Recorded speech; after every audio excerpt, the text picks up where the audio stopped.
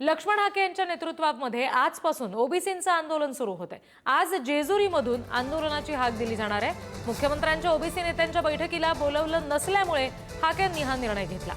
तरुणांना ओबीसी लढ्यामध्ये सहभागी होण्याचं आवाहन यावेळी हाकेंनी केलेलं आहे।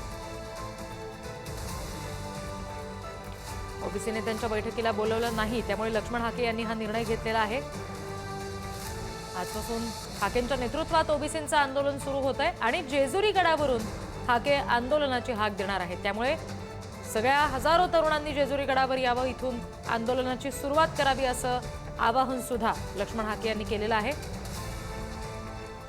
मुख्यमंत्र्यांनी ओबीसी नेत्यांची बैठक घेतली, मात्र त्यात हाकेंना बोलावलं नव्हतं, त्यामुळे त्यांनी हा निर्णय घेतला। आणखी तपशील आपण घेणार आहोत। प्रतिनिधी बालाजी पोद्दार आपल्याशी जोडले गेलेत त्यांच्याकडून। बालाजी, आता लक्ष्मण हाकेंनी ही जी आंदोलनाची हाक देण्याचं ठरवलंय, त्यासाठी जेजुरी गडावर कशा पद्धतीचं वातावरण पाहायला मिळते? किती तरुण साधारणपणे इथे येतील असा अंदाज आहे?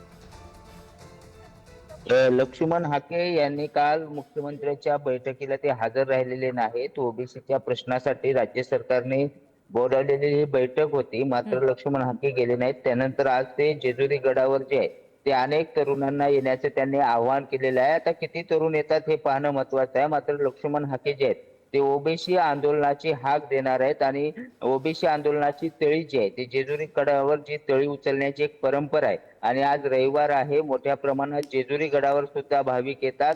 त्याचबरोबर प्रत्येक ओबीसी भाविक जो आहे तो या ठिकाणी येईल आणि आपल्या खंडोबा जेजुरी जवळ प्रार्थना करेल, असं आवाहन जे आहे ते लक्ष्मण हाके यांनी केलेलं आहे। साधारणपणे 11च्या सुमारास लक्ष्मण हाके आज जेजुरी गडावर पोहोचतील आणि त्यानंतर तिथून त्यांची सगळी सभा, भाषण आणि त्याचबरोबर आंदोलनाची पुढची दिशा ठरवली जाणार आहे। मात्र अशा पद्धतीने ओबीसी आंदोलनाचे नेते वेगवेगळे मोर्चे काढत असल्याने यात फूट पडली का असाही प्रश्न आहे।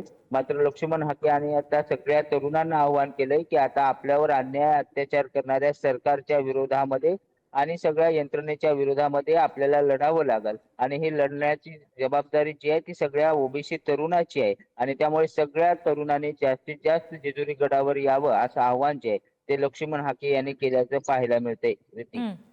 जी, धन्यवाद सगळ्या तपशिलांसाठी बालाजी।